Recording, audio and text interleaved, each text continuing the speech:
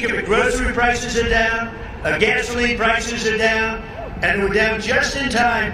$1, we had numerous states, $1.98 a gallon, just in time for Memorial Day weekend. How about that? Our American dream is looking more like a nightmare for some working families. Am I seeing things, or did a Fox News show just open with the line, is the American dream turning into a nightmare for working families?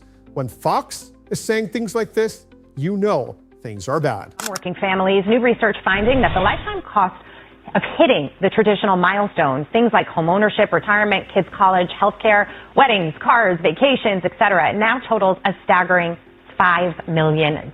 And here's the kicker. Americans haven't gotten any richer over the last 5 years. Wages flat, savings weak, costs through the roof. Kenny, when I just have conversations with real people about how they're feeling, they don't focus on the inflation rate or the data or a lot of the stuff that we talk about in the technical aspect of the markets here. Right. What they tell me is this.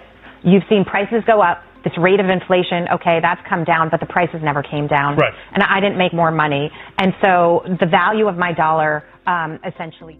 Fox News can't even pretend that things are going well for the everyday American, despite the fact that they control both the White House and Congress, and Trump keeps on basically doing whatever he wants to do despite what the law says. But when it comes to working Americans, when it comes to people doing things like affording a house, affording college, affording groceries, Trump doesn't do much. All of a sudden, he's powerless. All of a sudden, Mike Johnson is powerless. Fox News admitting here how hard it is for people, saying that the American dream costs $5 million.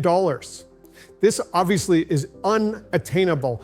But what did the Republicans do? Instead, they passed that big, awful bill that just made things worse, cutting healthcare for millions of people, which not only devastate those millions of people who actually have health issues that they need healthcare for, but it also devastates the cities and the communities and the states, because then hospitals don't have enough money, doctors don't have enough money, healthcare for everybody hurts, except for the ultra rich who have a way of always getting what they want.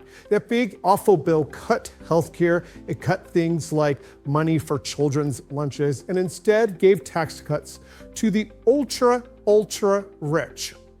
We all see in real time their priorities, and they're doing nothing about it. All of a sudden, they're powerless. The fact is instead of actually trying to solve the problem, they distract and make it all about somebody who's come into this country, an immigrant who's coming into this country also to trying to get the American dream. They send housing prices go up because of that.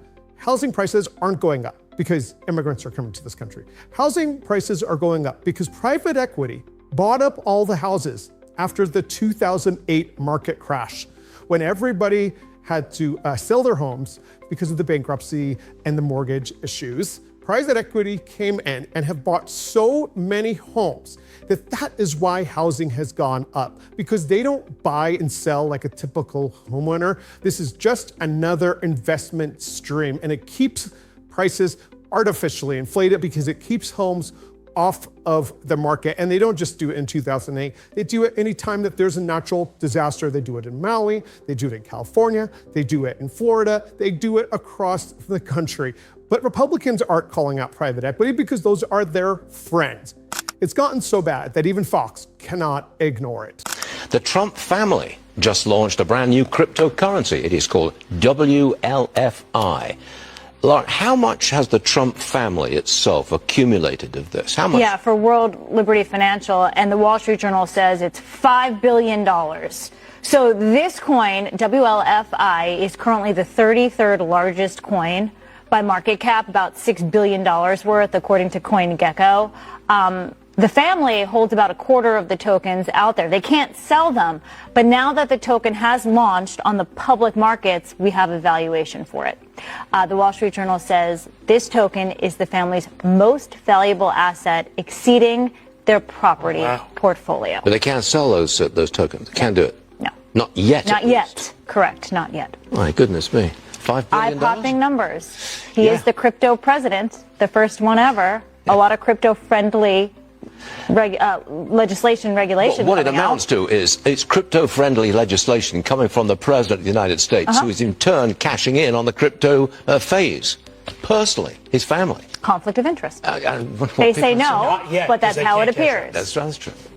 The CEO of McDonald's is talking about our two-tiered economic system. The economic system that is apparent for anybody paying attention. The fact that people have to work multiple jobs just to pay their basic bills. And then on the other hand, you have Tesla approving a $900 billion pay package for Elon Musk if he meets certain goals, as if there are no employees working for Tesla other than Elon Musk. This two-tiered system is obviously exacerbated by what Trump did in the budget bill. The CEO of McDonald's says that they are seeing double-digit decrease in people buying their food and that people are skipping breakfast. This is what happens when you don't have enough money to buy food. And of course, it's not just McDonald's. We're seeing what's happening with the SNAP benefits. In addition to cutting healthcare, they are cutting the SNAP benefits, the food assistance programs. And according to the Department of Agriculture, they are putting out guidance, already starting to implement those cuts. And as soon as this fall, we are going to see families with less money in their pockets to buy food. In the richest country in America, in a country where a company wants to pay nearly $1 trillion to a CEO for their pay, not being able to help people with their food. This is in addition to cutting the children lunch programs at their schools as well. According to the Congressional Budget Office, nonpartisan in nature, something that has always given us a number year after year after year, there will be 4 million families losing the money, this aid that they need to buy food. And it isn't going to include families with children, older adults, people with disabilities, veterans, basically the most vulnerable communities in our country, those who need the assistance the most. We see the farmers out there asking for their